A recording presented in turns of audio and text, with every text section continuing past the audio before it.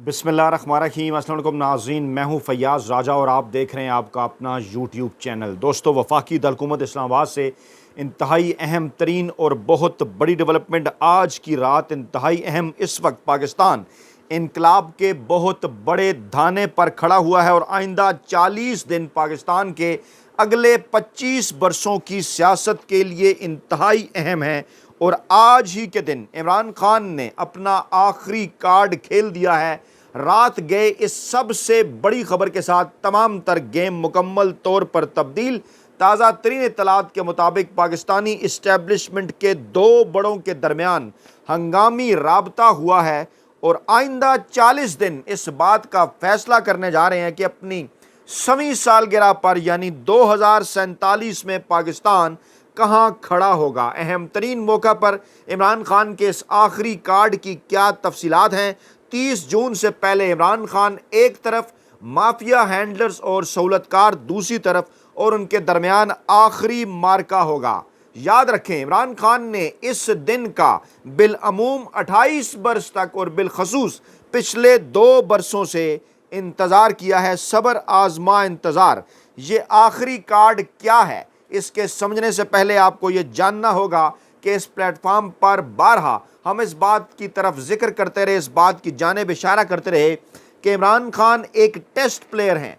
T20 उनका game of cricket नहीं। और इमरान खान ने जिस तरह भरपूर आसाबी जंग के बाद अपने तमाम तर मुखालफीन को, चाहे वो माफिया हों, हैंडलर्स हों या फिर सहूलतकार हों, चारों शाने चित कर दिया है। अब ये वक्त आ गया है कि एक कप्तान जो कि पहली इनिंग्स में फॉलो ऑन का शिकार भी हो जाया करता है, दूसरी इनिंग्स में किस तरह से अपनी टीम को दोबारा खड़ा करता है और ना सिर्फ दूसरी बारी लेता है बल्कि मैच भी जीत जाता है। इमरान खान फॉलो ऑन होने के बाद यानी वो अपनी इनिंग्स मुकम्मल नहीं कर सके थे 5 बरसों की, लेकिन बड़ी तेज़ी के साथ अपनी दूसरी बारी की जानिब बढ़ रहे हैं। अपने सियासी मुखालफीन को किस तरह से उन्होंने आउट क्लास कर दिया, इसकी तफसीलात, टाइम फ्रेम समझना पड़ेगा। टाइम लाइन आपके सामने है। इस अहम तरीन मौका पर हो क्या रहा है। आज इमरान खान ने अडयाला जेल से एक अहम तरीन पैगाम जारी किया है। उसके चंद नुकात बड़े अहम हैं।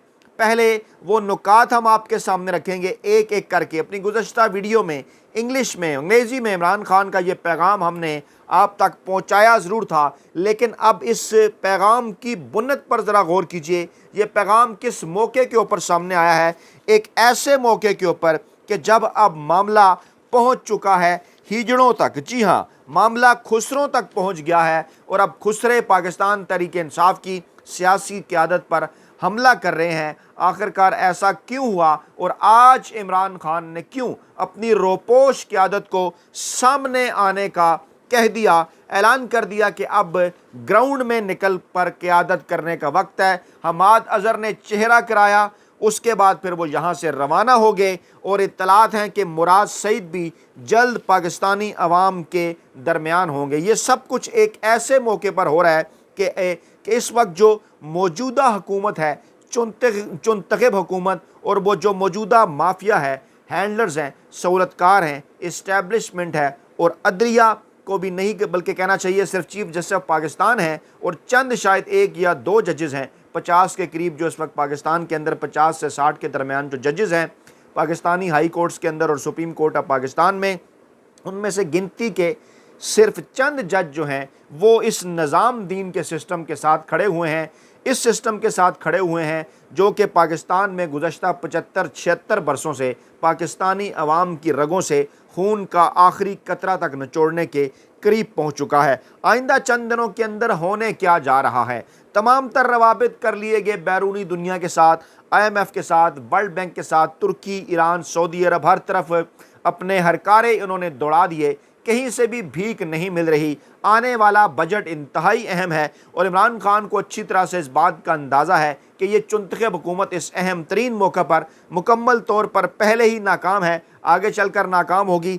अदलिया से ये टक्कर ले चुके, मीडिया से इन्होंने एक मतनाज़ा बिल पंजाब असम्बली से पास करवा कर टक्कर ले ली है, ब्यूरोक्रेसी से भी आवाज़ें उठने लगी हैं। पाकिस्तानी अवाम तो पहले ही 80% से ज़ायद इमरान खान के साथ खड़े हुए हैं और अब जिस तरफ को मामलात जा रहे हैं वो इंतहाई ख़तरनाक हैं, क्योंकि बैनुल-अक़वामी इदारे, इससे पहले BBC भी रिपोर्ट कर चुका कि 70 की दहाई के अंदर, 90 की दहाई के अंदर जब जुल्फ़ी भुट्टो थे, जब नूरा शरीफ थे, तो उस वक्त इस्टेब्लिशमेंट और अदलिया भी एक तरफ खड़ी थी। वजह उसकी ये थी कि जुल्फ़ी भुट्टो और नूरा शरीफ दोनों के मुतल्लिक अच्छी तरह पाकिस्तानी अवाम को भी इस बात का अंदाज़ा था, अदलिया और इस्टेब्लिशमेंट को भी इस बात का अंदाज़ा था कि किस तरह से सिस्टम ने इनकी सपोर्ट की है, किस तरह से ये जर्नैलों के कंधों पर बैठ के आए, किस तरह से इन्होंने अदलिया के अंदर अपनी मर्ज़ी के जज भर्ती करवा कर उनको हर तरह की रिश्वत, हर तरह की सिफारिश, प्लाट, इस किस्म की चीज़ें 90 की दहाई के अंदर तो नवाज शरीफ के हवाले से तमाम तर रिकॉर्ड किताबों के अंदर मौजूद हैं।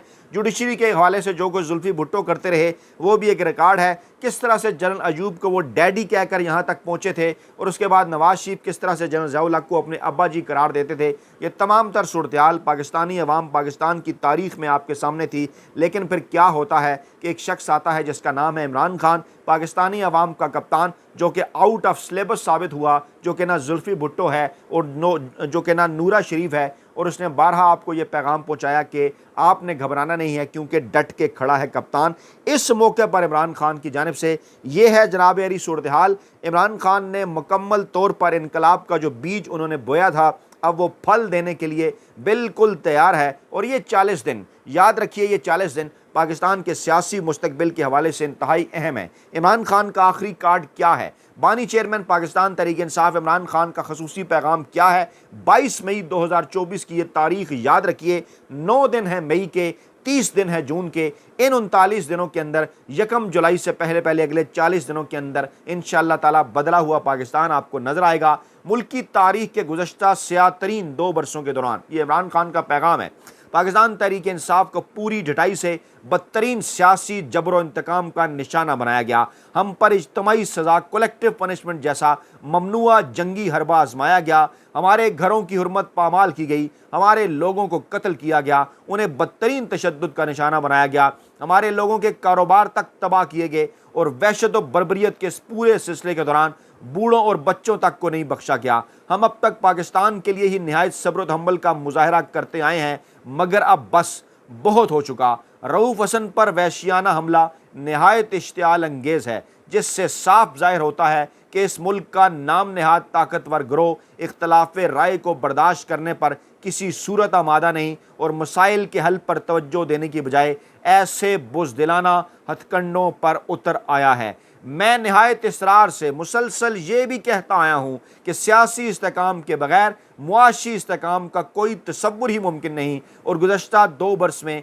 ये साबित भी हुआ है कि अस्करी इस्टेब्लिशमेंट की जानिब से बेहतरीन मुआशी कारकर्दगी की हामिल हुकूमत को हटाकर अपनी कठपुतलियाँ मुल्क पर मुसल्लत करने से आम आदमी के मुआशी हालात कैसे बदतरीन तबाही की भींट चढ़े। अपनी कौम के लिए मेरा पैगाम है कि अब हमें इस फस्ताई माफिया के खिलाफ अमली जिद्दोजहद की तैयारी पकड़नी चाहिए। ये वो जुमला है। अपनी कौम के लिए मेरा पैगाम है कि अब हमें इस फस्ताई माफिया के खिलाफ अमली जिद्दोजहद की तैयारी पकड़नी चाहिए। मैं अपनी मरकजी क़यादत, अपनी सूबाई क़यादत, मकामी तंजीमों, अराकीन, कारकुनान, सपोर्टर्स और आम आवाम समेत आप सबको हदायत देता हूँ कि मेरी जानिब से मुल्क गिर एहतजाज की काल का इंतज़ार करें।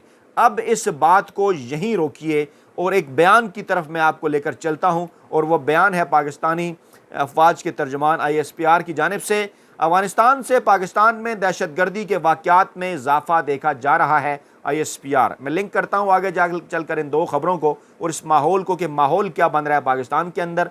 पाक फ़ौज के शोबा ताल्लुकात आमा ISPR का कहना है कि काफ़ी अरसे से अफ़गान सरजमीन से पाकिस्तान में दहशतगर्दी के वाक़यात में इजाफ़ा देखा जा रहा है, और अफ़गान सरजमीन से दहशतगर्द सिक्योरिटी फोर्सेस के साथ साथ आम शहरियों को भी निशाना बनाते हैं। तफसीलात हैं आगे चलकर 1 माह के दौरान क्या कुछ हुआ। सिक्योरिटी फोर्सेस ने 29 दहशतगर्दों को जहन्नम वासिल किया, और फिर आगे तफसीलात हैं कि इंटेलिजेंस बेस ऑपरेशन में 14 मई को मेजर बाबर खान ने जाम शहादत नोश किया, और फिर आगे जनाब इस किस्म की चीज़ें हैं कि तवक्को है अफ़गान हुकूमत पाकिस्तान मुखालिफ दहशतगर्द कार्रवाइयों के लिए अफ़गान सरजमीन इस्तेमाल नहीं होने दीजिए। एक खबर इसको यहीं रोकता हूँ, आपको दूसरी खबर की तरफ लेके जाता हूँ। अगली खबर, खैबर पख्तूनख्वा में रवां साल अब तक 61 पुलिस एहलकार शहीद हो चुके हैं, और सबसे ज़्यादा 61 पुलिस एहलकार शहीद हुए हैं टारगेट किलिंग के वाक़यात में।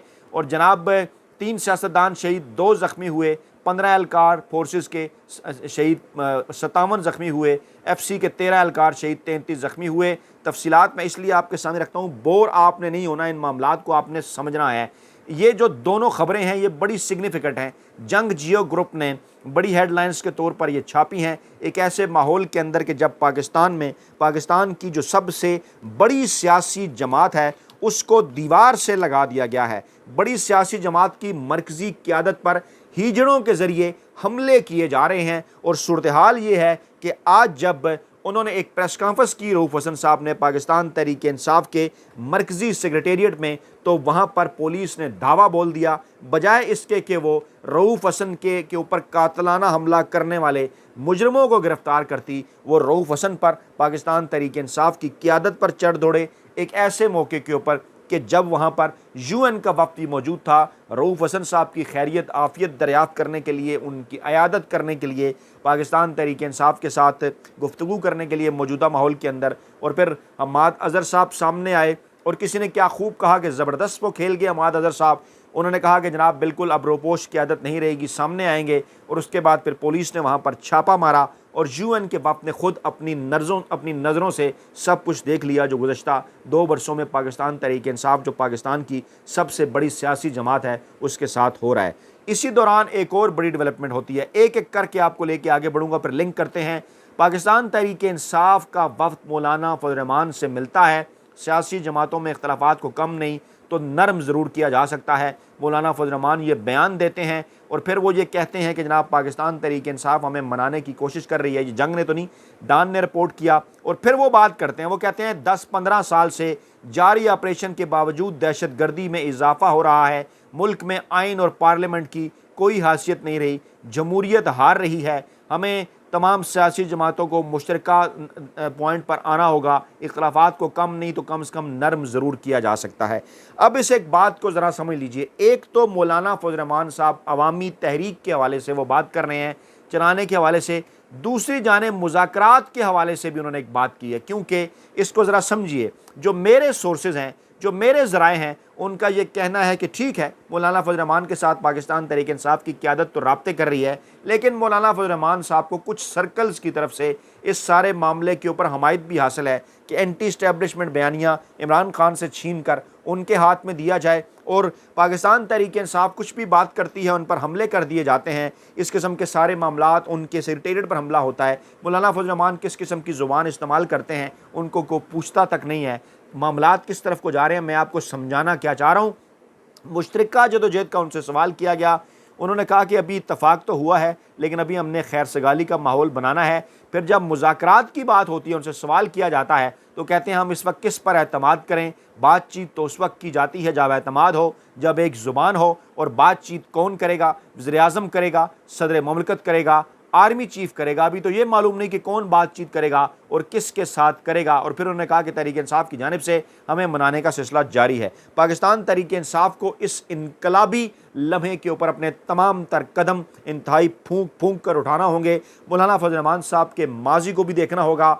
इमरान खान साहब तमाम तर चीज़ें, पाकिस्तान तहरीक इंसाफ भी तमाम तर चीज़ें भूलने के लिए तैयार है। आप इसके ऊपर कमेंट भी कीजिएगा, आपकी क्या राय है। क्या मौलाना फजल रहमान पर एक ऐसे मौके के ऊपर कि जब पाकिस्तान इनकलाब के धाने पर खड़ा है, क्या एतमाद किया जा सकता है? मौलाना फजल रहमान जो लहजा, जो ज़ुबान इस्तेमाल करते हैं, जिस किस्म की बात वो करते हैं, उनके हवाले से कोई रद्द अमल नहीं आता, कोई उनके ऊपर DGISPR का बयान नहीं आता, कोई पाकिस्तानी इस्टेब्लिशमेंट रद्द अमल नहीं देती। वो पूरे मुल्क के अंदर जलसे करते हैं, कोई उनको रोकता टोकता नहीं। लेकिन जब इमरान खान की बात आती है, पाकिस्तान तहरीक इंसाफ की बात आती है, तो सब उनके पीछे पड़ जाते हैं। ये वो क्या नुक्ता है, इसको समझिएगा। अब मैं इन तमाम तर मामलात को लिंक कर रहा हूँ। मौलाना फजल रहमान ने दहशतगर्दी के हवाले से भी बात की, इस्टेब्लिशमेंट का, DGISPR का भी, और जो ISPR का बयान भी आया, मुल्क में ये माहौल है।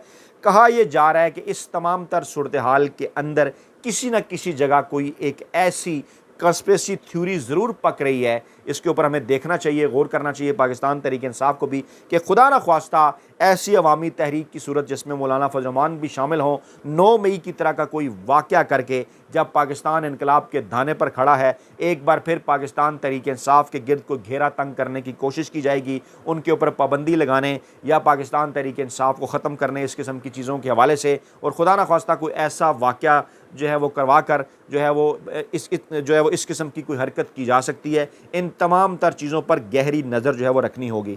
दूसरी जानिब इमरान खान अपने तमाम तर सियासी कार्ड्स इंतहाई अक्लमंदी के साथ खेल रहे हैं।